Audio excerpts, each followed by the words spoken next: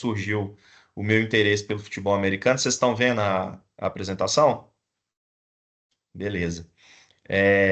Quando eu conto isso, eu me sinto mais velho, porque eu volto lá nos anos 90, por volta ali de 1993, quando eu assisti um episódio de um desenho animado que retratava lá o futebol americano, mais até o futebol americano universitário.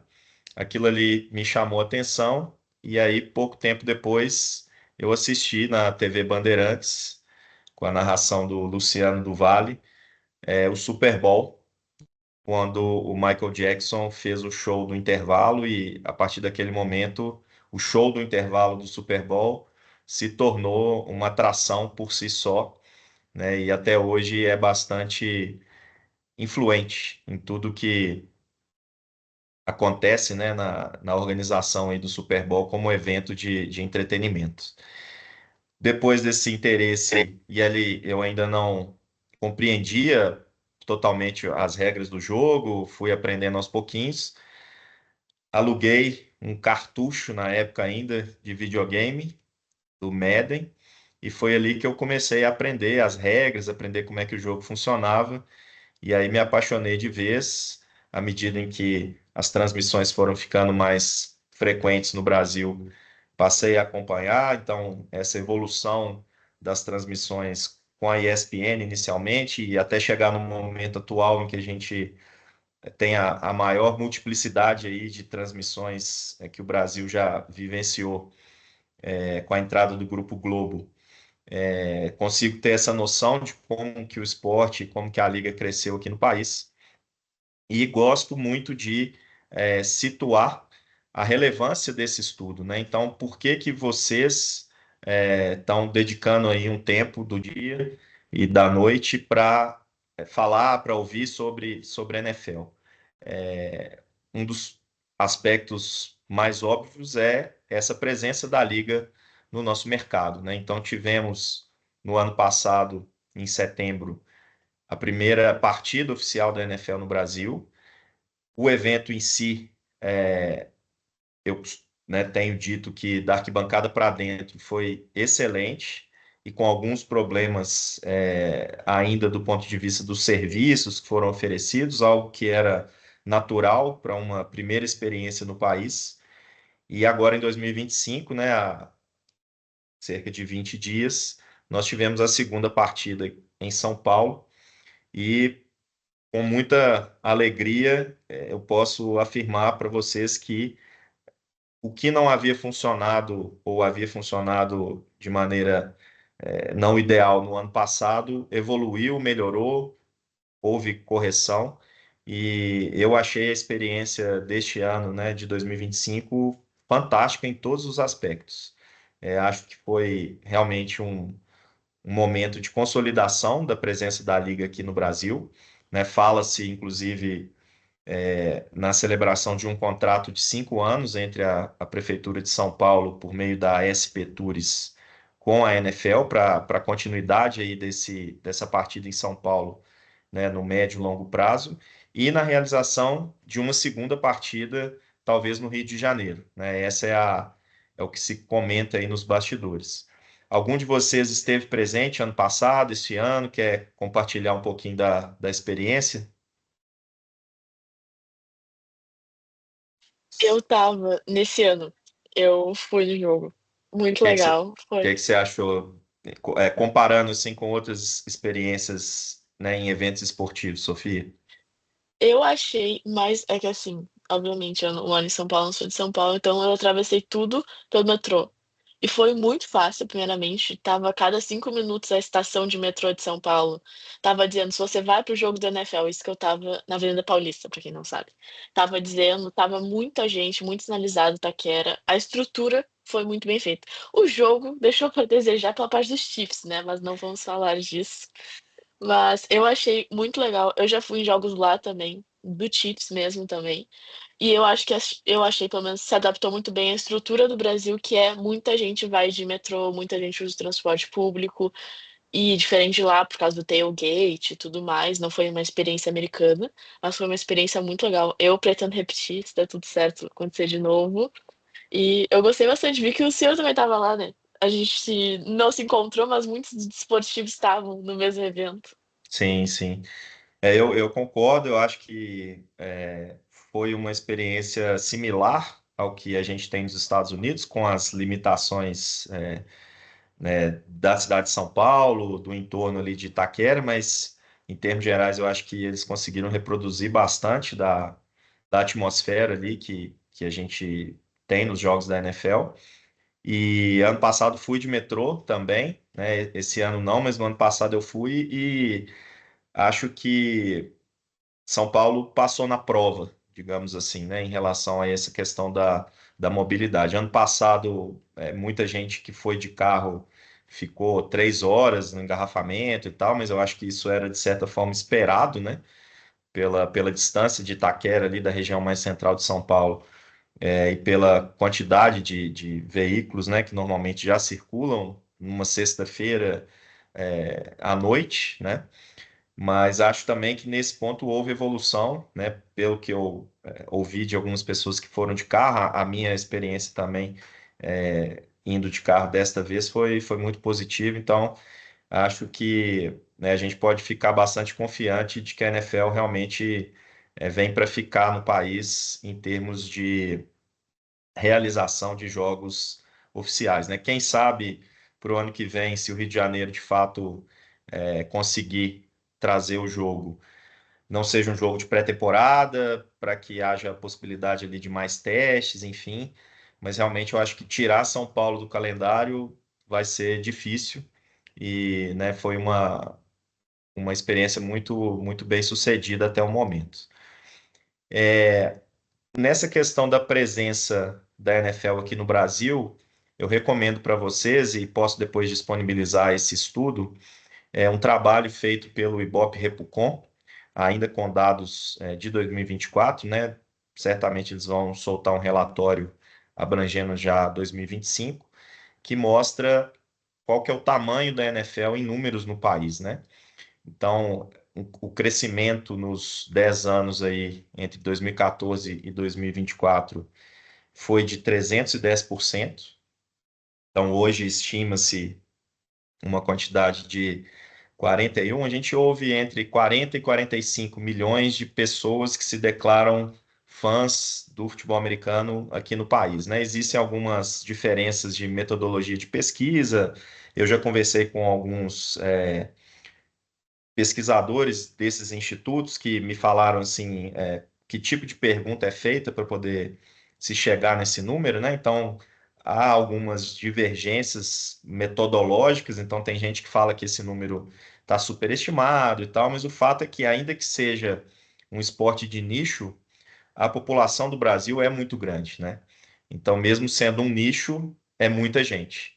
Não é à toa que a Globo, né, no ano de 2025, firmou uma parceria com a NFL, que está ainda, né, engatinhando. No início, transmissões aí pela internet, né, no GE, no canal novo que eles lançaram, algumas transmissões no Sport TV, e fala-se na possibilidade da Globo transmitir, né, na rede aberta algumas partidas ao longo da temporada e especialmente o Super Bowl, né? A expectativa maior fica por conta do que o Grupo Globo vai preparar em relação ao Super Bowl. Então, foi por entender que esse mercado, de fato, cresceu muito nos últimos anos e por considerar que o fã da NFL no Brasil tem um perfil como consumidor que é bastante atraente, é que a Globo correu atrás dessa parceria, né? Então, é um público que possui uma renda per capita interessante, que está numa faixa etária que permite ali uma capacidade de consumo. Existe uma proporção de homens e mulheres, isso é muito interessante, praticamente igual, então você tem um público feminino muito grande. No ano passado, né, a gente teve um fenômeno interessante em relação aos anunciantes do intervalo do Super Bowl, por conta da presença da Taylor Swift, né, nos jogos do Chiefs e da participação dela nessa torcida Algumas marcas que antes não tinham o menor interesse pelo futebol americano passaram a ser anunciantes no Super Bowl. Então, aqui para o público brasileiro, né, para o perfil do fã brasileiro, faz sentido que marcas mais associadas ao público feminino também se associem à liga. E é um público que normalmente está mais disposto a participar de ativações. É um número alto, né, nesse gráfico aí de perfil demográfico e comportamental dos fãs. Esse item experimentação de patrocinadores, ele é um item muito importante. Então, a marca que quer se associar à NFL aqui no Brasil, ela encontra um público, a princípio, disposto a se engajar, e isso é tudo que as marcas querem, né? Transformar ali o consumidor casual no consumidor habitual e, por fim, num fã da marca, né? E alguém que vai fazer essa associação mais imediata entre produtos de consumo e aquele esporte ali que está sendo o pano de fundo para aquela experiência de consumo. Hoje, então, quando a gente olha para a grade de transmissões no Brasil, a gente vê uma diversidade bem interessante, né? Então, você consegue assistir as partidas pelo DAZN com a assinatura do programa de streaming oficial da Liga. Eu tenho uma experiência aí de 14 anos de assinante do programa de streaming da NFL, e o programa foi evoluindo, e eu acho muito legal, sempre ao final de uma temporada, eu recebo um questionário. Então eles identificam que o fã estrangeiro é uma voz importante a ser ouvida, e nesse momento eles tentam entender o que o fã que está fora dos Estados Unidos busca, o que o atrai mais ali navegando pelo aplicativo, enfim. E muitas vezes eles concedem lá alguns descontos específicos para esse público, né, no qual eu me incluo aí desde 2011. Então, hoje, com a DAZN, esse serviço está disponível para mais gente. A gente tem os canais ESPN, né, na plataforma da Disney, do grupo Disney, e temos agora as transmissões do Grupo Globo. Inclusive, hoje, quinta-feira, é uma partida transmitida, né, pelo Sport TV. Eu ainda não tive a oportunidade de assistir uma transmissão do Sport TV. Eu estava ou no jogo, no caso da primeira rodada em São Paulo, ou em algum local onde ficava mais fácil para mim ver ou pelo aplicativo da Disney ou pelo DAZN. Mas hoje eu pretendo, inclusive, assistir no Sport TV para poder, né, avaliar e, enfim, ter uma percepção aí sobre essa nova equipe, né, de transmissão. Nova velha, né, porque é um pessoal que já tinha, já passou pela ESPN, já tem um contato aí com a liga há mais tempo. E a gente tem as marcas, né, que estiveram muito presentes no evento em São Paulo, e a tendência é que isso aconteça cada vez mais, né? Mais marcas se interessem por se associar à NFL aqui no Brasil. Para este ano, as ativações em torno do estádio estavam maiores. Então, a Jack Daniels, por exemplo, lançou uma campanha mundial a partir do evento aqui no Brasil. A gente tinha lá né, a presença da Budweiser sempre muito forte na NFL, mas esse ano estava melhor o serviço, né, o layout eu achei também mais amigável, então a gente percebe Oi. que já existe uma Aqui não tá, não. compreensão maior. Alguém quer falar alguma coisa, perguntar? Vocês fiquem à vontade aí quando quiserem intervir. Então, por que que isso é relevante? Porque essas marcas e a própria liga vão precisar de profissionais habilitados a operar os contratos que permitem essas parcerias, né? Então, para quem está se formando em direito, para quem está se aprofundando no direito desportivo e buscando trabalhar no segmento do esporte, é muito bem-vinda essa demanda crescente, né, dos atores aí da relação entre liga e mercado brasileiro. Outro aspecto aí que torna esse estudo muito relevante é a representatividade econômica da NFL, né? os estudos recentes, os dados recentes mostram que, de longe, ela é a liga com maior geração de receita do mundo. Então, apesar do futebol, né, ser o esporte mais popular do mundo, a principal liga do futebol, que é a Premier League, ela ainda está bem atrás da NFL em termos de geração de receita. Isso mostra que, no mínimo, existe bastante coisa para as outras ligas aprenderem com a NFL, né, e tentarem refinar os seus modelos de negócio, aproveitando as estratégias da NFL que se mostram acertadas do ponto de vista de geração de receita. Quando a gente busca os valuations das principais entidades esportivas do mundo, as franquias da NFL estão sempre lá no topo da lista, né? Encabeçadas pelo Dallas Cowboys. Até na coluna do Lane Camp que o Gabriel mencionou, eu escrevi um texto, deve ter um pouco mais de um mês, falando muito sobre o Dallas Cowboys e como que o Jerry Jones, que é o proprietário da franquia, teve influência nessa transformação dos jogos da NFL em eventos, né, e em grandes momentos ali de consumo e de experiências para o torcedor, muito além do jogo ali dentro do campo. E falando em estádio, a gente, né, vai viver aí nos próximos anos o momento de maior renovação estrutural da história da NFL. A gente tem vários estádios novos iniciando os seus processos de construção, ou né, alguns estão mais avançados, que é o caso do novo estádio do Buffalo Bills. E essa geração, né, de novos polos ali para a prática do esporte né, vinculada à liga, ela traz muita receita nova, né? Então, quando você constrói um estádio, e aí a gente pode depois debater um pouco sobre o modelo de construção, né? Em muitos casos, existe dinheiro público, sim, né? Ao contrário de uma sensação que se tem de que, ah, não, fora do Brasil, as construções de instalações esportivas, de aparelhos esportivos, são sempre bancadas, financiadas pela iniciativa privada, não necessariamente. Nós temos episódios aí bem emblemáticos de como que a relação com o poder público, com as prefeituras, né, as municipalidades, ela impacta na decisão de construir ou não um estádio em determinado local.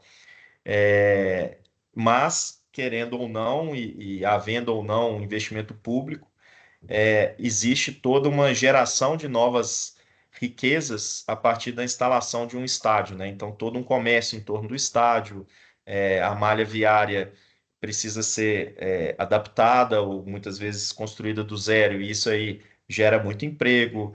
é, Automaticamente, né, com a geração de receitas, você tem uma arrecadação tributária maior durante um período. Há momentos em que são instituídos tributos específicos ou aumento de carga tributária, né? Isso historicamente aconteceu nos Estados Unidos, em algumas localidades, para financiar estruturas esportivas. E aí vocês vão ter oportunidade aí de acompanhar nos próximos anos a inauguração do novo estádio do Buffalo Bills, a inauguração do novo estádio do Tennessee Titans, prevista aí para 2027. Se eu não me engano, do Buffalo Bills para a próxima temporada ele já estaria disponível. Em 2028, Jacksonville Jaguars vai concluir a transformação do estádio atual numa nova estrutura, né?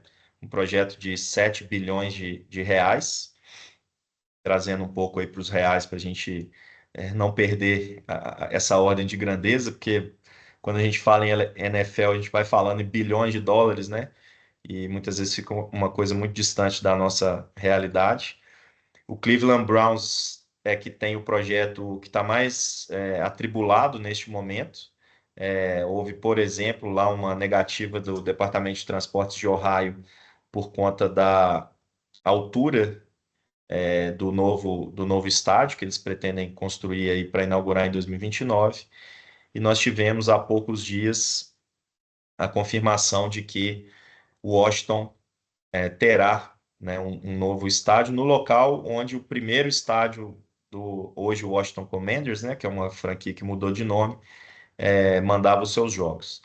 Então, nesse período aí de, vamos colocar aí 6, 7, 8 anos, nós teremos várias novas estruturas movimentando essa economia bem pujante que gira em torno da NFL. A demanda, né, por NFL nos Estados Unidos, ela é muito grande e apesar de nós termos algumas questões sensíveis para a liga, como por exemplo, em razão da questão das concussões, da violência do esporte, alguns pais não estarem permitindo que as crianças pratiquem o futebol americano tradicional mais. Então, há uma preocupação, né, com com longo prazo, né, as crianças vão jogar somente o flag football, que vai ser uma modalidade olímpica, né, a partir de Los Angeles 2028, ou esse tamanho do futebol americano nos Estados Unidos continuará sempre aumentando por tudo aquilo que a NFL e o futebol americano universitário representam. Apesar dessa preocupação, a demanda pela liga nos últimos anos ela só aumenta e isso culmina com o que nós temos todas as temporadas no Super Bowl, né, que é o evento por excelência que melhor une esporte e entretenimento e que é sempre um marco aí para o mercado publicitário, a partir, né, do momento em que as apostas esportivas foram legalizadas em praticamente todos os estados norte-americanos, nós temos um boom de novas receitas que no Super Bowl atingem ali o seu ápice. E todos os anos, após o Super Bowl, um pouco antes e após o Super Bowl, quem se debruça aí sobre os esportes americanos, sobre as ligas dos Estados Unidos, tem muito material para estudar e material de onde extrair informações. Até aqui tudo bem? Alguém tem alguma colocação, alguma pergunta? Vamos seguindo então, falando um pouquinho, né? Para alguns isso não vai ser novidade, mas tem uma audiência rotativa aí que a gente sempre tem que considerar. A NFL está dentro, né, obviamente, desse conceito de liga, né? E ela está dividida aí em duas conferências, cada conferência com 4 divisões. E esse conceito de liga ele está na essência do modelo de negócios da NFL.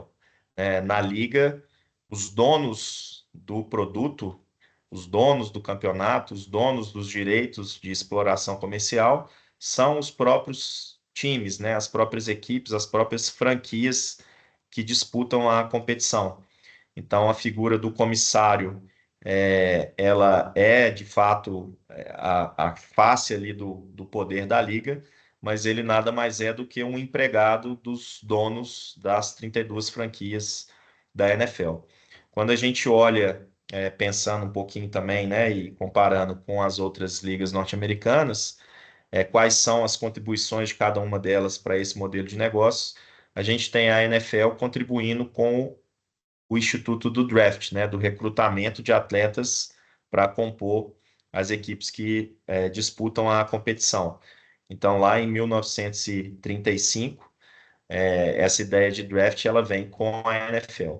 E a NFL incorporou, né, outros institutos aí, como o de franquia e ligas, que nasce lá na MLB, na Liga de Beisebol, ainda no século XIX, o Instituto do Acordo Coletivo de Trabalho regulando as relações entre atletas, franquias e liga, que vem da NHL na década de 60, e o conceito de salary cap, que nasce lá na NBA na década de 80, no ano de 1984. Ainda dentro desses elementos comuns, né, entre a NFL e as demais ligas norte-americanas, nós temos a questão das expansões de franquias, né?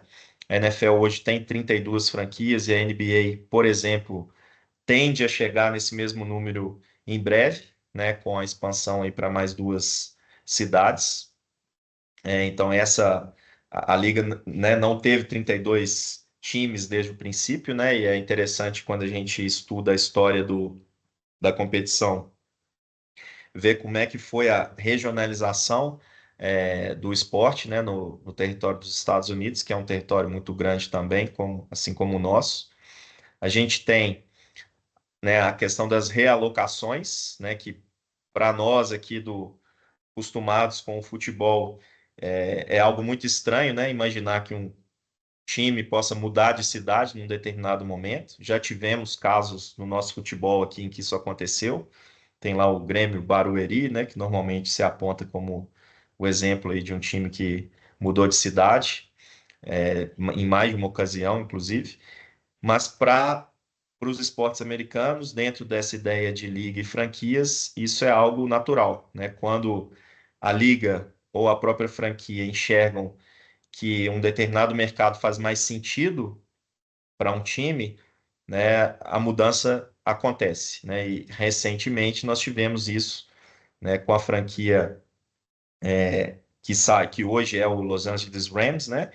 Que, que não estava em Los Angeles até pouco tempo atrás, a franquia de San Diego, que se mudou para Los Angeles também, e hoje é o Chargers, que jogou aqui no Brasil agora em 2025, e com o Raiders, que era de Oakland e passou a jogar em Las Vegas recentemente com a inauguração de um novo estádio lá na região.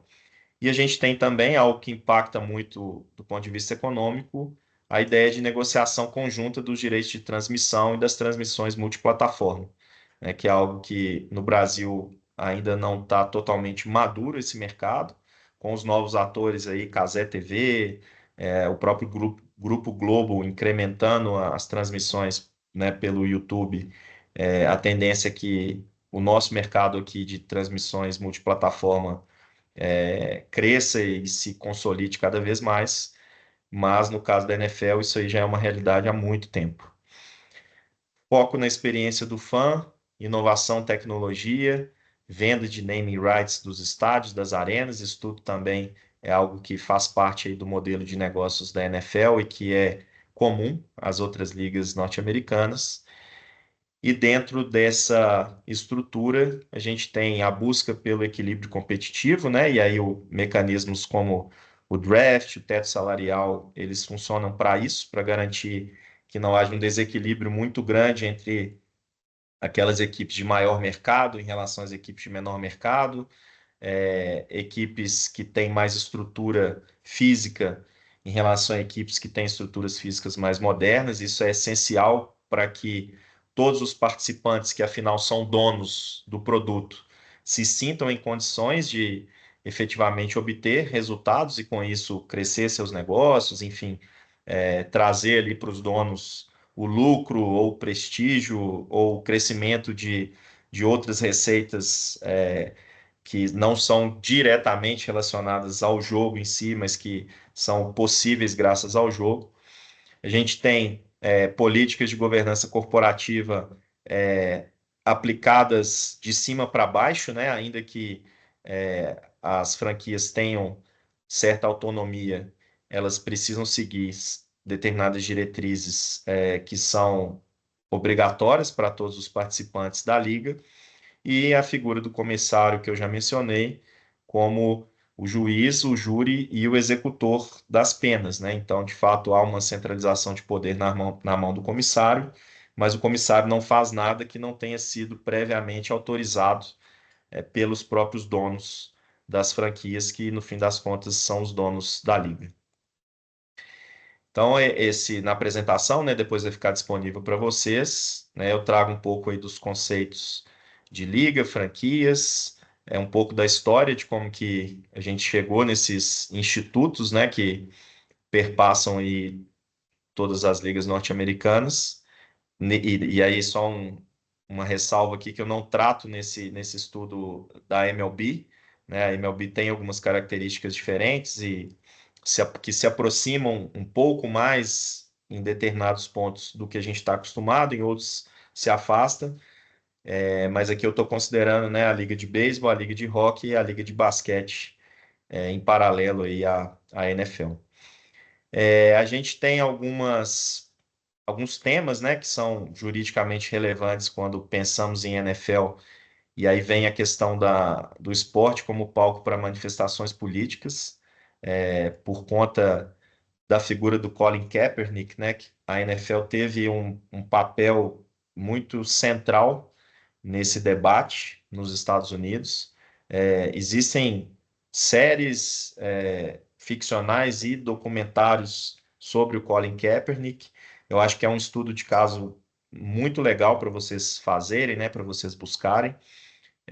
Houve, inclusive, um pouco dessa discussão aqui no Brasil há alguns anos e gerou-se aí uma certa polêmica, mas apesar de nesse momento a gente poder considerar que existe uma certa pacificação, vocês certamente estão acompanhando aí a tensão política nos Estados Unidos, né? É um país tão ou mais polarizado quanto o Brasil, politicamente nesse momento aí da história e acaba que a NFL é um instrumento que muitas vezes o Donald Trump utiliza, quem está no outro espectro ideológico também utiliza. Então a NFL está sempre preocupada com o tipo de repercussão, né, que essas discussões podem trazer para a liga, né? Já houve momentos em que os atletas tinham mais motivo para criticar os donos das franquias e o próprio comissário, né? Houve períodos ali de bastante restrição em relação a manifestações. Em alguns momentos, talvez os atletas também tenham desconsiderado questões que são relevantes para as comunidades ali em que eles atuam, por exemplo, a questão do hino nacional. Nem todo cidadão norte-americano interpreta corretamente um protesto que envolva o hino nacional do país. Enfim, esse é um tema delicado e que, para quem, né, gosta desse elemento aí social, político e social do direito, é bem interessante pesquisar. Nós temos, historicamente, algumas ações afirmativas na NFL que refletem ações afirmativas que existiram ao longo da história dos Estados Unidos. A principal delas é a Rooney Rule, que obriga que minorias étnicas tenham uma representatividade na liga.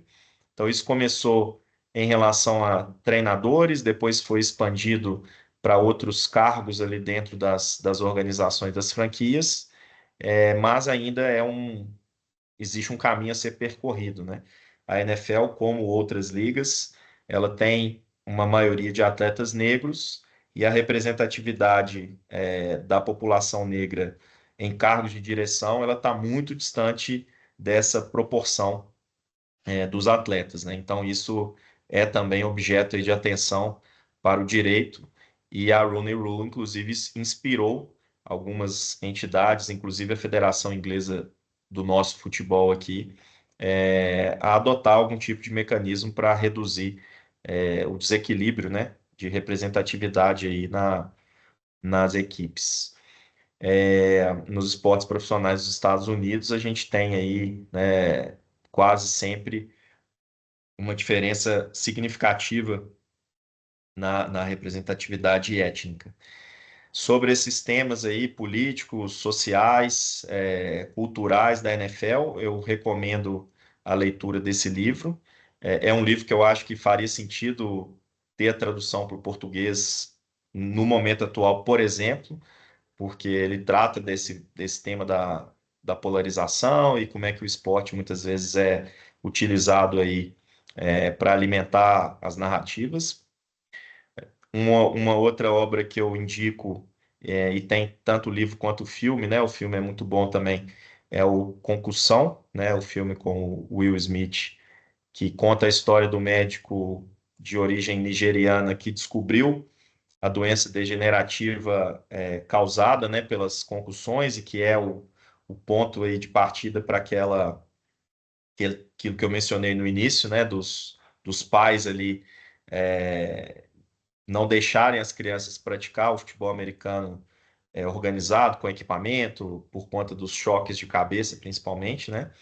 A NFL celebrou um acordo judicial é, bilionário para poder indenizar a ex-atletas e familiares de ex-atletas que comprovadamente tiveram algum tipo de lesão cerebral em decorrência dos choques, né, de cabeça. E aí tem muito investimento na questão dos capacetes, as normas de segurança ali durante os jogos, elas foram sendo também atualizadas para poder que se levasse mais a sério esse tema das concussões. Então, né, para quem ainda não conhece essa história do médico nigeriano, vale a pena procurar aí ou o livro ou o filme.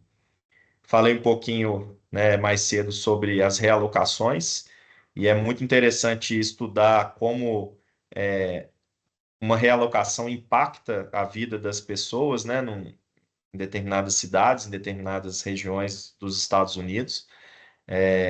O esporte, ele é uma ferramenta muito forte para manifestação das identidades, né? Então, as comunidades muitas vezes têm no seu time ali local ou nos seus times, né, quando envolve mais de uma modalidade, a principal bandeira, né, para divulgar certos valores, para divulgar certas filosofias de vida.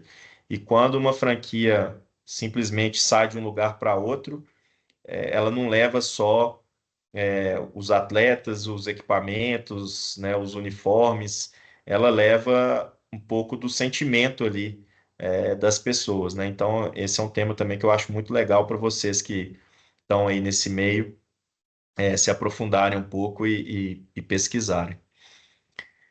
Falamos um pouquinho da questão das transmissões aqui no Brasil, né? E nos Estados Unidos, o valor que se paga pelos direitos de transmissão da NFL é, é um dos principais elementos que permitem essa pujança econômica que a Liga de Futebol Americano vem vivenciando.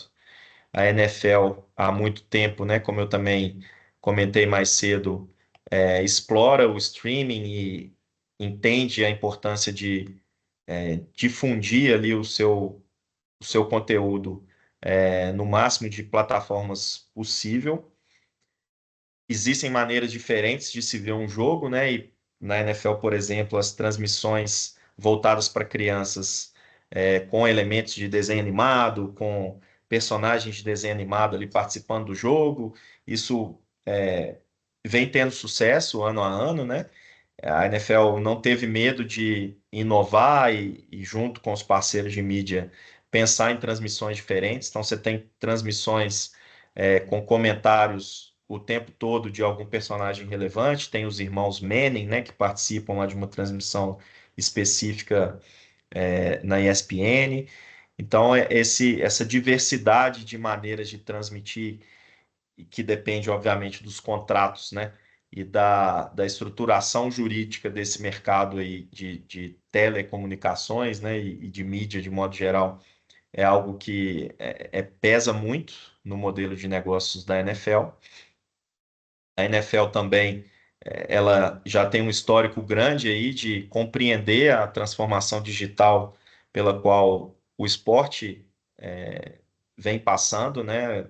Sobretudo dos anos 2000 para cá, por conta do avanço da internet.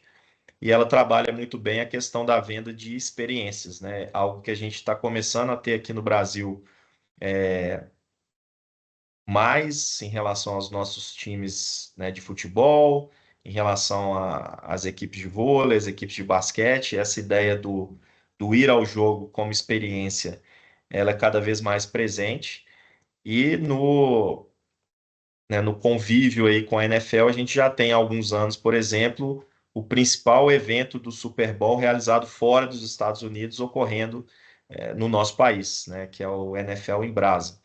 E aí, para esse evento específico, você tem outros patrocinadores, outras marcas se associando, né? Então, é um mercado realmente em expansão que vai demandar profissionais que estejam aí atualizados, né, com todo esse conhecimento sobre o que é a liga, que produto que a liga vende, para onde a liga quer caminhar. E aí daqui a pouquinho vocês vão ouvir a Lara falando sobre isso e vai ficar mais claro para vocês como é que uma franquia, né, no caso o Patriots, vem trabalhando isso aqui no Brasil. A gente tem também na NFL a questão do empoderamento dos atletas, né? Cada vez mais os atletas são donos ali das próprias narrativas. Então, hoje você tem vários podcasts de atletas, você tem os atletas com produtoras de conteúdo, atletas com canais no YouTube bastante ativos. Então, tem toda uma indústria voltada para dar voz aos atletas e para aproximar, né, o ídolo do fã, né? Então, inclusive para as marcas isso é muito valioso, né? O atleta que representa uma determinada marca, ele é um embaixador muito com poder de persuasão muito grande, né, para vender um determinado produto, para vender um determinado valor. E não é à toa que marcas pagam muito dinheiro para participar, né, de alguma maneira de podcasts, de canais do YouTube que envolvem atletas do futebol americano. Um exemplo, né, mais representativo é o do Travis Kelce, né, que é o noivo aí da Taylor Swift, que se tornou um fenômeno de marketing. É claro, né, que tem a contribuição dela também para que isso acontecesse, e ele vem surfando essa onda, né, e conseguindo se tornar aí um rosto bem reconhecível, né, para o público, mesmo para o público que não consome tão diretamente a NFL. Um outro rosto que é muito conhecido, né, é o do Tom Brady, e ele nos traz um tema juridicamente bem interessante, que é o do conflito de interesses, né? O Tom Brady hoje é acionista minoritário do Las Vegas Raiders, né? Depois de se aposentar, ele adquiriu uma participação na franquia. Ele, embora acionista minoritário, tem bastante influência nos bastidores, na escolha de treinador, na escolha de profissionais de comissão técnica em geral, em decisões comerciais, inclusive, e ao mesmo tempo ele é o principal, talvez, pelo menos em termos financeiros, o principal comentarista da Fox nos Estados Unidos. E ele tem, por ser comentarista da Fox, que é uma parceira da liga, né, há muito tempo, um acesso que outros proprietários de franquias não têm, né? Então, até que ponto esse acesso que ele tem por ser comentarista garante uma vantagem competitiva para o Raiders? Até que ponto ele estar na presença de comissões técnicas de outras equipes não dá a ele a condição de repassar informações estratégicas para a comissão técnica do Las Vegas Raiders? Esse eu acho que é um assunto bem legal para quem quiser, por exemplo, escrever artigo, fazer, né, algum trabalho de pesquisa. Dá para trabalhar muitos conceitos jurídicos aí relevantes. A gente tem também a questão das apostas, né, como algo relativamente novo no mundo aí do futebol americano, né, de maneira oficial, né, como empresas do segmento de apostas como parceiros comerciais oficiais da NFL. Tivemos um Super Bowl em Las Vegas. Há alguns anos, a NFL tinha muito medo do que essa associação com apostas esportivas poderia trazer, justamente pelo risco, né, de alguma mácula à integridade do esporte, caso fosse descoberto alguma ocorrência de manipulação de resultado. Enfim, isso ainda é algo bastante sensível, né? Para a NFL não é diferente. Para o esporte, de um modo geral, né, é um tema em construção e algumas respostas ainda não foram encontradas, né, do ponto de vista regulatório. Aqui no Brasil, a gente tem alguns casos no nosso futebol recentes que passaram uma percepção que talvez não seja a melhor para o mercado, né, e para os praticantes das modalidades, para os consumidores do esporte, para os fãs do esporte. Então, a gente ainda está construindo aí os consensos sobre essa questão das apostas esportivas que, né, quer queiramos ou não, estão muito presentes aí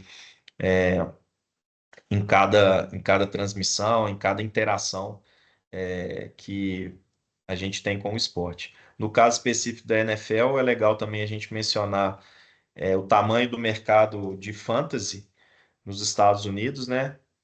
Há muitos anos isso já é feito totalmente na internet, via aplicativo, né? Via sites, mas existe uma tradição do fantasy nos Estados Unidos que começou com correspondência escrita. Então, para poder montar a equipe ali a cada semana, a pessoa recortava lá um formulário na revista ali de futebol americano, preenchia lá quais atletas que ela estava escolhendo para a rodada, e conforme o desempenho daquele atleta na rodada, ela ganhava ali uma premiação. Então, isso existe há décadas nos Estados Unidos e evoluiu aí para o ambiente digital e é também uma máquina de fazer dinheiro nos Estados Unidos, né? Vocês tendo a oportunidade de assistir alguma transmissão, né, norte-americana e ver ali as propagandas e tal, vocês vão ver que tem muita presença do fantasy, em tudo que a NFL faz. Para a gente encerrar aqui e termos um momento aí para, né, perguntas antes da gente chamar a nossa convidada Lara Magalhães, né? Eu gosto sempre de destacar essa mensagem do Mark Cuban, né? Que é uma figura também bastante associada aos esportes aí por ter sido dono do Dallas Mavericks por muitos anos, que é a questão da paixão, né? Então, quando a gente está estudando direito desportivo, negócio no esporte e despreza o elemento paixão, eu acho que a gente fica com uma visão limitada, né, do porquê as decisões são tomadas, porquê as marcas se dispõem a pagar tanto dinheiro para linkar os seus nomes e as suas imagens a um esporte, a uma franquia, a uma determinada competição, né? Eu acho que a gente nunca pode perder isso de vista. E aí, esse pensamento do Mark Cuban, né, de que ninguém faz um desfile para comemorar vitórias em negócios normais, mas as pessoas saem às ruas para celebrar quando o time ganha o campeonato. Ele explica muita coisa. E como eu falei mais cedo e sempre gosto de falar nas minhas participações, o profissional, né, como vocês irão se tornar ou já são aí no mercado, que trabalha nessa área, ele tem que se encontrar dentro dessa interseção entre todas as dimensões do esporte, né? O trabalho com o esporte exige que a gente tenha uma constante atualização sobre fatos econômicos, fatos políticos, socioculturais, para a gente conseguir trabalhar, né, os institutos jurídicos em favor dos negócios que acontecem no esporte, né, para que a gente consiga dimensionar dentro do direito tudo aquilo que o esporte precisa para poder funcionar e trazer estabilidade nas competições, trazer equilíbrio competitivo, trazer segurança para o espectador, seja aquele que vai no estádio, seja aquele que está assistindo pelo celular, que está vendo na televisão tradicional, que está ouvindo no rádio, que está só interagindo por alguma rede social, de que a essência do jogo será sempre preservada, estará sempre preservada, e aí vem todos os regulamentos, todas as adequações que qualquer instituição esportiva precisa fazer para poder funcionar, né, em um determinado mercado. E essa interdisciplinariedade é algo que, particularmente, me faz muito bem, né? A gente poder navegar por várias áreas diferentes para poder atender, para conseguir atender bem os atores do esporte é bastante enriquecedor e vocês aqui no grupo de estudos têm, né, oportunidades incríveis de aprender com grandes profissionais do mercado. E aí, na próxima meia hora, nós teremos uma dessas grandes profissionais conosco, né? Quero que vocês fiquem bem à vontade aí para perguntar, para aproveitar a presença da Lara e tirarem aí as dúvidas né, conseguirem enxergar como é que esse mercado é na prática, né? De uma franquia que escolheu o Brasil dentro do programa aí de expansão global da NFL, que a Lara vai comentar com vocês, escolheu o Brasil como um mercado ali que a franquia gostaria de explorar e como é que isso acontece na prática, quais que são os desafios aí do dia a dia. Né? Vocês têm aí os meus contatos, gosto muito dessa interação com os alunos, então, se hoje aí não houver oportunidade ou não surgir nenhuma pergunta que vocês queiram fazer, por favor, né, me contatem depois.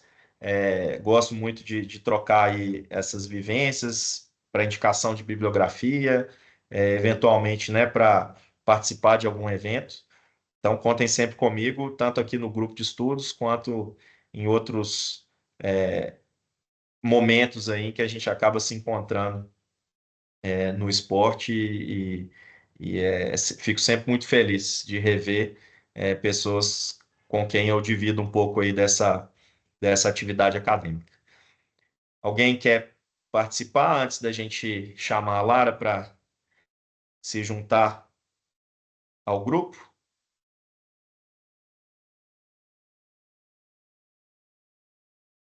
Acho que no chat também não tem nenhuma pergunta. Se a doutora Lara tiver já na chamada, eu acho que tá. Ela pode dar um oi, dá pra gente já ler o currículo dela e apresentar antes de a gente continuar essa conversa. Ah, não. Agora tem uma Oi, pergunta. pessoal. Ah, desculpa. Não, pode sim, doutora Laura, só que assim, surgiu uma pergunta que é do Francisco, que é se existe alguma possibilidade do modelo de franquias, times por cidade, funcionar no Brasil. Essa é a pergunta. Essa é uma pergunta, obrigado, Francisco, né? Isso. Uma pergunta que aparece com alguma frequência nas aulas, nos eventos, né? Na nossa realidade atual, ainda não no que se refere ao futebol, né? Nós temos já exemplos desse modelo no vôlei, embora com uma estrutura diferente, porque aqui no Brasil a gente tem a presença das federações, né, com um papel ainda muito central, mas no caso da Superliga de Vôlei e da Liga Nacional de Basquete, a gente tem algo que se aproxima mais desse modelo das ligas norte-americanas, mas ainda que essa estrutura não seja facilmente adaptável à nossa realidade, existe uma série de princípios que são sim adaptáveis, né? A Lara, inclusive, vai falar bastante sobre isso, eu acredito. A gente pensando no esporte como entretenimento, pensando no ir ao jogo como experiência, pensando na capacidade do esporte de gerar outros negócios e receitas que a gente chama de receitas ancilares, que são aquelas ali que decorrem de outras atividades no entorno do esporte, a gente tem muito o que aprender e o que importar. Claro que não podemos renegar a nossa cultura, as nossas identidades no que se refere ao esporte.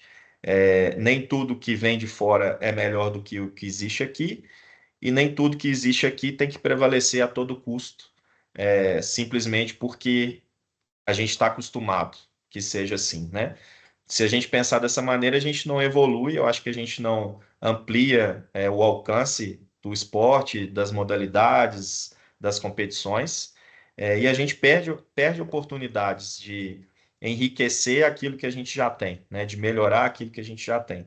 Então, a Lara talvez fale um pouco aí sobre o cheerleading, sobre o flag football, que hoje fazem parte do movimento olímpico, né? Se houvesse essa cabeça fechada, não podemos trazer nada que é de fora para cá, temos que fazer prevalecer as coisas daqui, porque pela nossa, pelo nosso nacionalismo e tal, a gente não teria novas modalidades olímpicas, né? Por exemplo. Então, eu acho que apesar do modelo em si não ser automaticamente replicável, né? A gente ainda está muito distante, a gente não conseguiu nem formar uma liga ainda no futebol, né? E tivemos bem próximos disso, acho que em outros encontros aí do grupo vocês trataram desse tema, né? É, então, pensar num modelo desses pleno aqui no Brasil ainda é algo muito distante. Porém, tem muita coisa que a gente pode sim aproveitar e que faz bem para o nosso ecossistema aqui do esporte brasileiro.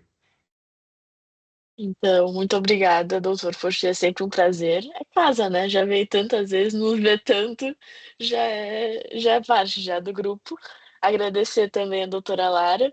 A doutora Lara Magalhães é gerente de negócios e operações do New England Patriots no Brasil e presidente da Confederação Brasileira de Cheerleading Esportivo, CBCD, que é um trava-língua, com mais de uma década de experiência em esportes americanos no Brasil e nos Estados Unidos.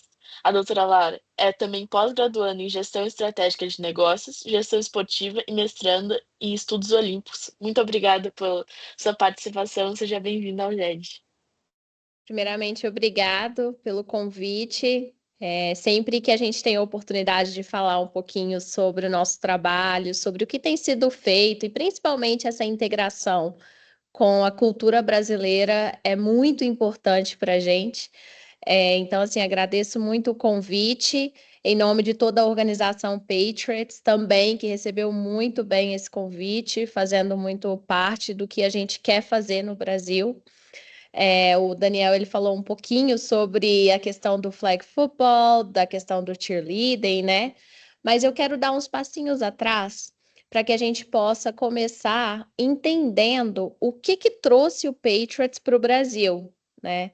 Então, assim, eu vi um slide aqui que fala de Tom Brady, então é inegável todo o caminho que Gisele e Tom Brady percorreram e que trouxeram o nome do Patriots para o Brasil. Isso foi fundamental para que as pessoas pudessem conhecer o nome, conhecer o time, muitas vezes sem nem entender o que era o futebol americano.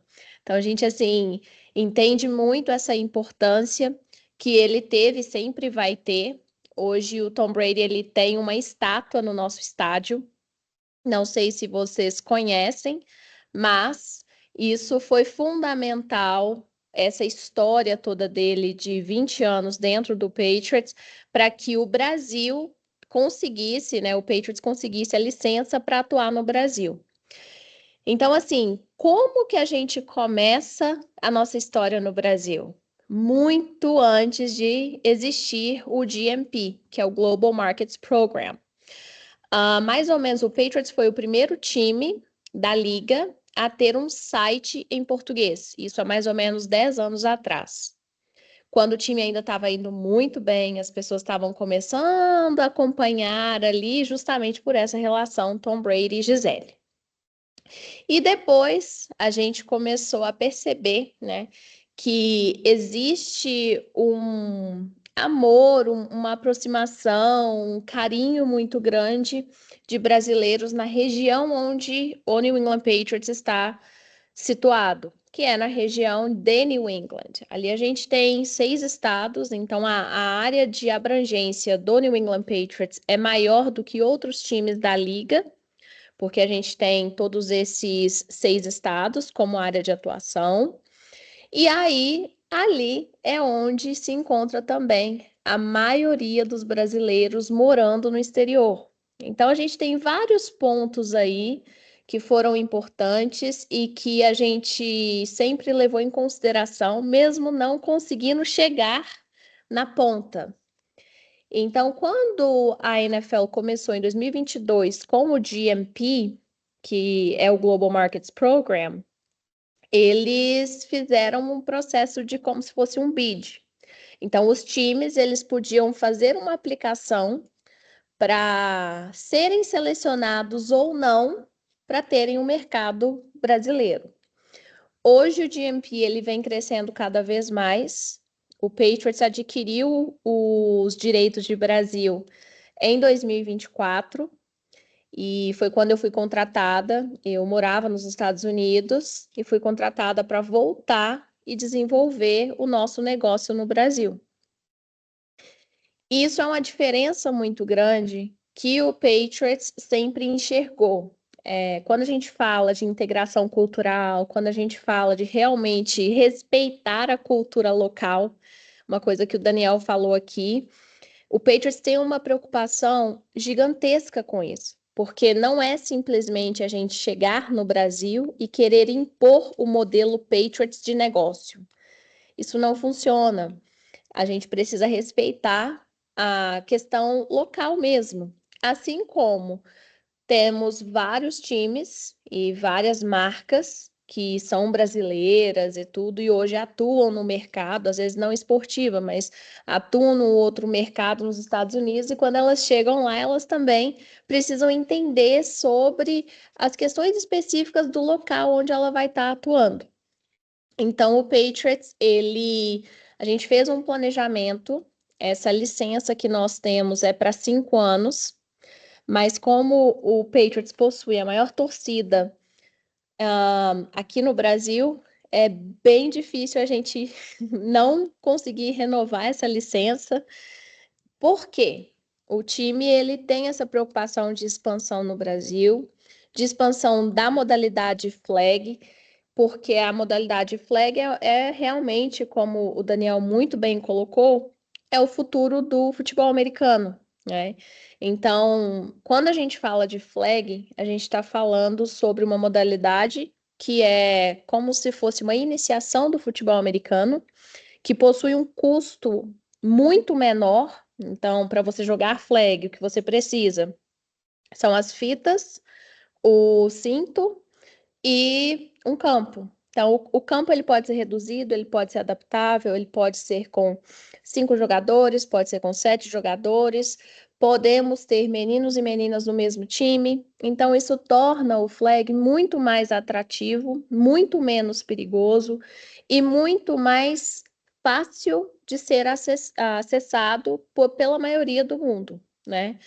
Quando a gente pensa em todas as taxas que a gente tem de importação no Brasil, essa questão tributária que é muito, muito precisa, né, ser mudada, porque isso inviabiliza a prática do futebol americano mesmo como uma modalidade esportiva. Um capacete é extremamente caro, não só para você comprar, você compra e quando você traz ele para o Brasil, você vai pagar mais imposto e para você ter isso em casa é uma dificuldade extrema, né? E aí a gente está falando de um equipamento. Quando a gente fala de futebol americano, full pad, tackle, que é o que a gente tem na liga, na NFL hoje, é um custo extremamente alto para você começar o esporte. Então, entendendo tudo isso, a questão da expansão, a questão da necessidade de adaptação, porque aí a gente está falando de COI, a gente está falando de esporte olímpico, a gente está trazendo outra modalidade a ser inserida, como aconteceu, né? Vai ser uma modalidade estreante em 2028, mas ela passou por todo um processo de aceitação. Então, assim, um dos principais pilares que o Patriots encontrou para ajudar no desenvolvimento da modalidade futebol americano dentro dos nossos GMPs, porque além de Brasil, nós também temos Alemanha, Suíça e Áustria, foi encontrar uma forma de trazer os nossos ex-jogadores para que eles possam fazer parte de camps e também trazer as nossas cheerleaders. Então, essa integração com a comunidade que o Patriots tem, isso faz parte do nosso DNA. Então, isso é uma das coisas que a gente realmente não quer abrir mão. Então, isso existe sim um custo muito alto, porque quando a gente traz todo esse pessoal para o Brasil para que essas ações possam acontecer, obviamente que a gente tem um custo muito elevado com viagem, hospedagem, transporte, segurança e por aí vai, né? Porém, é algo que a nossa equipe não abre mão. Por quê? Porque quando a gente fala de Patriots, a gente está falando de um dos únicos times que foi 6 vezes campeão do Super Bowl. Então, existe um nível de exigência do nosso torcedor também muito alta. Então, o torcedor, ele acompanha o Patriots nos jogos, ele acompanha o Patriots no seu estilo de vida, no seu dia a dia mesmo. Então, essa questão de viver Patriots, entender o jogo, entender a integração da marca no dia a dia do brasileiro, é algo que a gente sempre leva muito em consideração. Então, assim, dentro do GMP, a gente tem alguns direitos que outros times não possuem. Então, vou dar um exemplo muito claro. A gente teve o jogo do Kansas City Chiefs contra o Los Angeles Chargers em São Paulo. E a gente viu, né, muita ativação, muita presença de fato desses dois times, somente durante a semana do jogo. Por quê? Juridicamente falando, eles não podem atuar como o New England Patriots atua no Brasil, porque eles não possuem a licença do GMP que nós possuímos. Junto com o Patriots, existem outros times também que possuem os mesmos direitos que nós.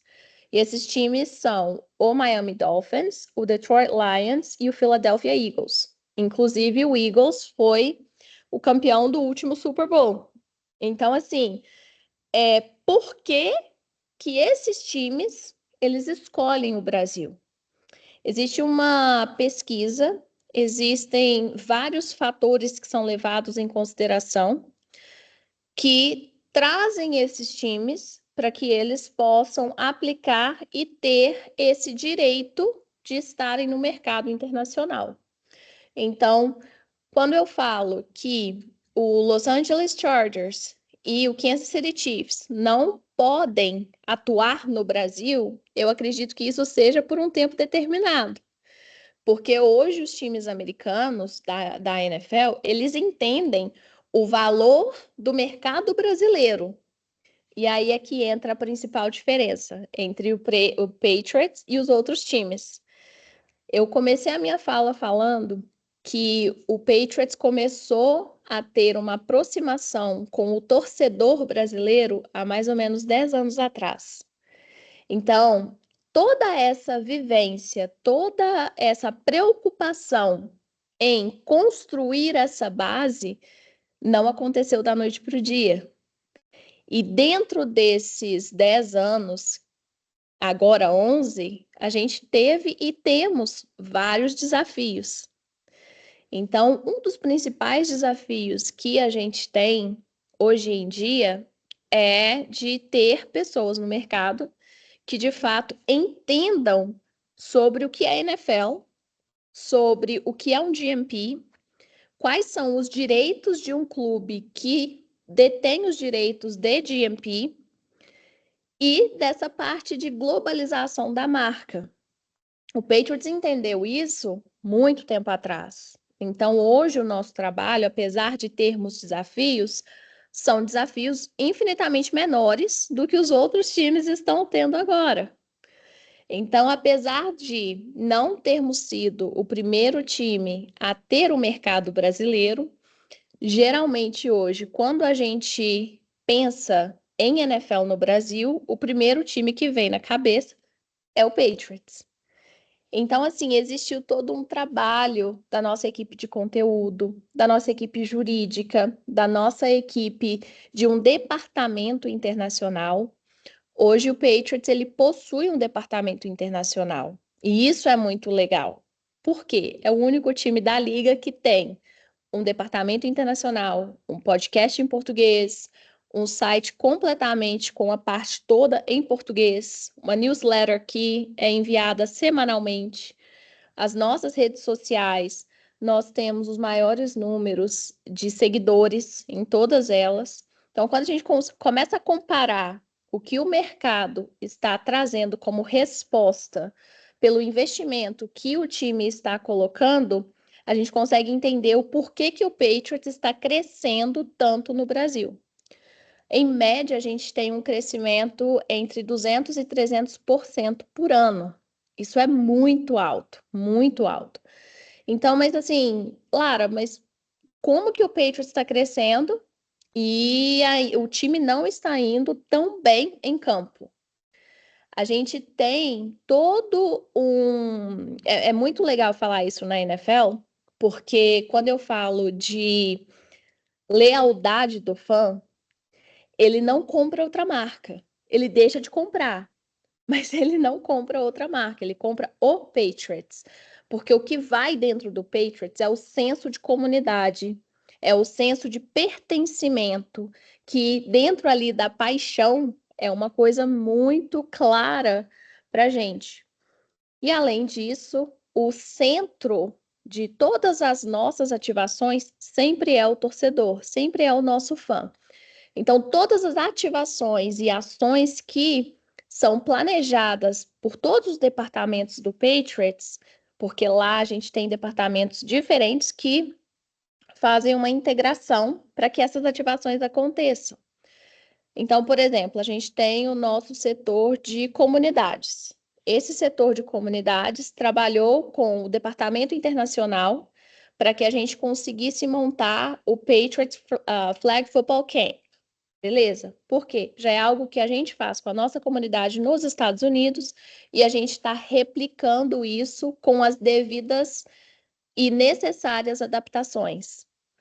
Então, assim, a gente entende que nos Estados Unidos, a gente tem, principalmente no estado de Massachusetts, que é onde a gente tem a nossa sede, uma lei que é o Title IX, que é muito relevante para todo o financiamento de desenvolvimento escolar que a gente possui. Então, assim, se a gente tem uma modalidade para os meninos, a gente precisa oferecer a mesma quantidade de vagas e uma outra modalidade para as meninas.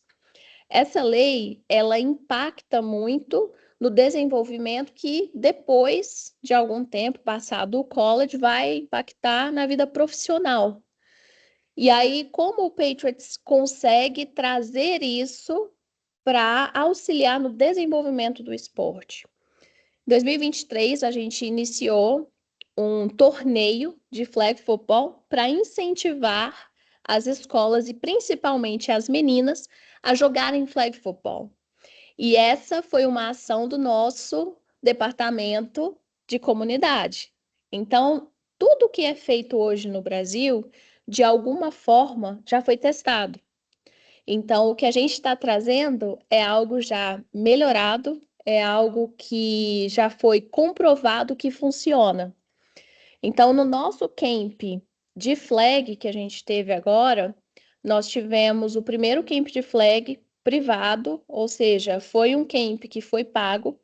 Nenhuma outra franquia faz no mesmo formato que a gente faz. E o nível de satisfação de todos que participaram foi altíssimo. A gente não teve nenhuma pessoa, e isso é muito raro, que não faria de novo. Então, isso faz parte do nosso departamento de comunidades, junto com o departamento internacional.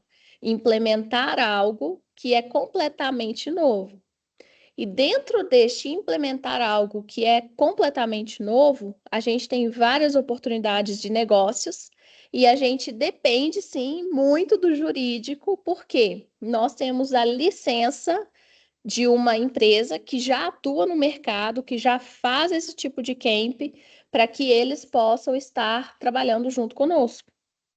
Então, assim, são muitas coisas e todas elas dependem de parte jurídica, não tem como a gente caminhar sem a parte jurídica, sem ter tudo bem definido, sem ter tudo muito bem amarradinho, porque a gente faz parte de uma liga.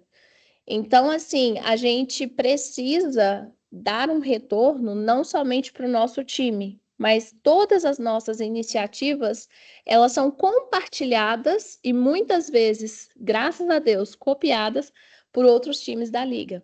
Assim como a gente também tem várias ideias de outros times que são muito boas e a gente vai adaptar e vai inserir sim no nosso mercado.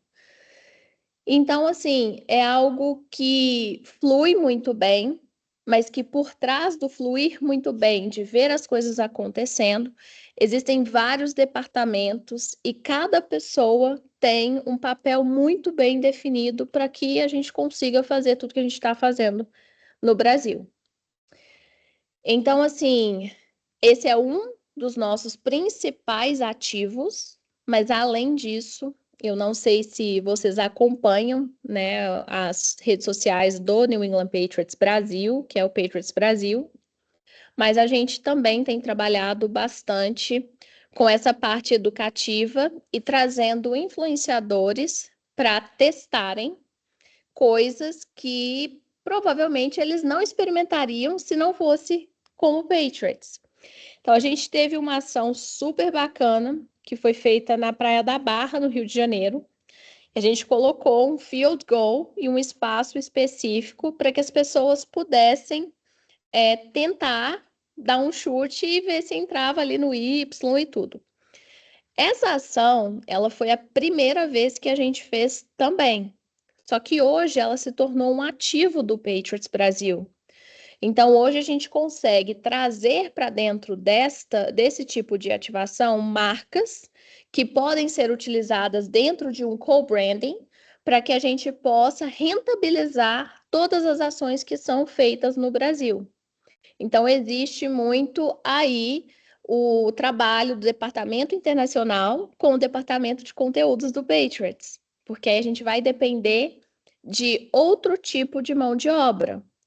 Porém, nada disso passa se a gente não tiver as autorizações, se a gente não tiver toda a documentação que precisa de fato ser preenchida, todas as alterações que a gente precisa mandar, caso tenha, porque geralmente acontece, de localização onde a gente vai estar colocando cada uma dessas ativações. Então, assim, o mercado brasileiro ele é muito interessante para o Patriots, mas não é simplesmente pelo fator monetário. É algo que já vem sendo construído ao longo dos anos, é algo que a gente tem uma aproximação muito grande com a população brasileira que mora já em New England, então a gente pensa muito naquele fã que vai e volta, que tem família, que muitas vezes, não sei se a maioria aqui é mineiro, mas temos muitos mineiros na nossa região lá, né? Então as pessoas elas automaticamente ligam o fator Patriots à região de Boston, e aí, como é a minha casa, eu vou torcer para o time da casa, eu vou torcer para o Patriots. E uma coisa muito legal, que eu acredito que seja muito relevante também, né, é a questão da gente ter modalidades específicas e a gente não ter mais de um time daquela região. Então, dentro da delimitação que a NFL entrega, a gente está falando aí de que os times que não possuem a licença para estarem comercializando ou atuando na região de New England, assim como New England não pode atuar na região de Miami, por exemplo, isso é muito legal porque isso define aquele território. E quando você define o território, você tem uma chance muito maior de abranger mais pessoas com modalidades diferentes. E aí isso traz um pouco do sportainment, que já é algo que o americano está muito acostumado. Então, assim, ele tem muitas atividades, muitas ações ali que ele pode participar, são várias oportunidades, mas não é só de uma modalidade. Então, isso acaba sendo um atrativo para as marcas que, em algum momento, gostariam de estar dentro de alguma modalidade esportiva do senso de comunidade. Muito obrigada, doutora Laura. Muito interessante, caso não saibam, Massachusetts é o lugar que mais tem brasileiro nos Estados Unidos, superando a Flórida, que é uma estatística muito surpreendente para muita gente. Eu acompanho, eu acho que é muito interessante pensar que o Patriots tem um sistema muito parecido com o Orlando Magic, que Uhum, também tem essa sim. conexão muito grande com o Brasil, que tem essa rede social voltada muito ao público brasileiro. Eu acho que os dois são muito comparáveis quando pensa a questão de território. E essa questão da season, porque o americano pensa quando acaba do rock, começa da MLS, começa depois da NFL, pensa nos playoffs da NBA, e é muito interessante esse planejamento. Só fazendo um adendo rapidamente só para os estudantes, acaba que muitos tiveram que sair porque começa a aula, mas a lista de presença já está no chat. Todo mundo sabe esse protocolo, acho que dessa vez eu não preciso mais repetir. Não repitam sempre as mesmas informações, só no fim de semestre não tem como pegar as horas, gente. Lembrem sempre disso, a gente enche o saco, mas é para tudo dar certo no fim de semestre. E não sei se alguém tem mais alguma pergunta, se eu não me engano, o João tinha uma pergunta, então eu vou abrir para perguntas também. E agradecer novamente a participação no grupo. Bom, enquanto o pessoal pensa aí nas perguntas, eu vou fazer uma para a doutora Lara. Como a Sofia adiantou aí, queria agradecer pela participação. O Daniel já é um parceiro de outros projetos nossos e foi uma surpresa muito grata aí a sua participação na reunião de hoje. Não é uma pergunta tanto sobre o conteúdo, mas aqui, quando profissionais, né, de diferentes áreas podem comparecer, nós gostamos sempre de perguntar assim, se hoje, aqui nós temos muitos alunos da graduação, também alguns profissionais que estão recentes aí na área do direito esportivo ou de outras áreas do direito, quais que seriam, assim, suas recomendações para quem gosta do tema, às vezes, de ligas americanas, quer começar a estudar mais ou projeta talvez trabalhar na área, assim, se você pudesse fazer tudo de novo, né, vamos dizer, hoje, o que seria o seu direcionamento para quem é entusiasta da área? Excelente pergunta, João. E assim, a minha trajetória, eu acho que foram vários anos, né? Eu comecei no Patriots como cheerleader, então eu fui a única cheerleader da história da franquia até hoje. Mas o mais importante, a maior lição que eu tirei de todo o tempo que eu fui cheerleader foi que eu tinha que saber tudo que acontecia dentro daquela organização. Então eu tive que estudar tudo que dizia respeito a Patriots. Então, acho que uma das principais lições que hoje eu falo para as pessoas é realmente estudar aquilo onde você se enxerga, né? Para que eu pudesse exercer o cargo que hoje eu exerço, eu tive que fazer prova de futebol americano. Eu tive que entender sobre a relação Tom Brady, sobre como funcionava a NFL, sobre como funciona todo o sistema, essa parte que hoje eu tenho tanta facilidade de explicar, de compartilhar. Isso tudo foi adquirido, às vezes, em um cargo muito a mais abaixo do que o que eu ocupo hoje como executiva, mas que foi muito importante para que eu conseguisse chegar onde eu estou hoje. Então, sempre começar de baixo, sempre tentar entender todas as principais, os stakeholders, o que a organização busca, qual que é o tipo de linguagem que ela conversa, né? Qual que é o tipo de público que ela atende. Então, acho que seria muito interessante as pessoas conseguirem ir um pouco por esse lado, sabe? Dar um passinho às vezes para trás e realmente entender o que é importante para aquela organização crescer. Entendi. Muito obrigado. Se alguém tiver mais perguntas, podem mandar pelo chat que a gente pode ler também. Uma dúvida que eu fiquei em relação aos camps, e não, porque alguns têm academies no Brasil, nos clubes de futebol isso é muito comum. Hoje em dia temos diversos academies no Brasil, mas camp é algo muito único, porque é algo que é extremamente americanizado, de vou mandar meus filhos para as férias para treinar alguma coisa, ver se melhora e eu tirar um pouco de férias junto nas férias. Mas é muito interessante. Como é que foi esse período? Foi muito longo? Era nesse sentido mesmo de com moradia? Ou era só um camp no final de semana? E não sei se foi nas férias que você falou que teve, que eu fiquei. Me interessei, achei interessante ter, porque eu não ouvi falar muito sobre. O tema camp é algo que realmente se remete às férias de verão, a você estar fazendo algo para que você possa colher frutos depois, para que você possa desenvolver, né? E quando a gente pensou no camp, por que camp? Por que não academy? A gente entende que são etapas e talvez para a gente chegar já com uma academy onde o esporte não é conhecido, não era tão interessante porque a gente precisa fazer um trabalho de base.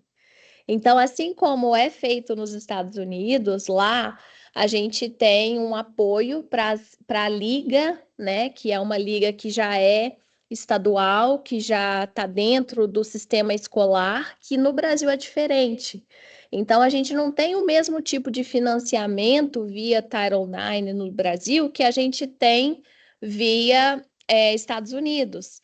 Então, quando a gente para avaliar como o sistema brasileiro desportivo funciona, isso não se encaixa por enquanto, porque a gente ainda tem um trabalho muito forte de fazer com que a modalidade ela seja percebida, ela seja, pelo menos, as pessoas tenham o interesse. Quando a gente traz uma marca como o Patriots e fala, olha, o seu filho vai poder estar num camp com um bicampeão, tricampeão do Super Bowl, isso traz para ele uma experiência completamente diferente do que ele talvez teria treinando com uma pessoa que vai ser treinada pela franquia para assumir esse papel a longo prazo.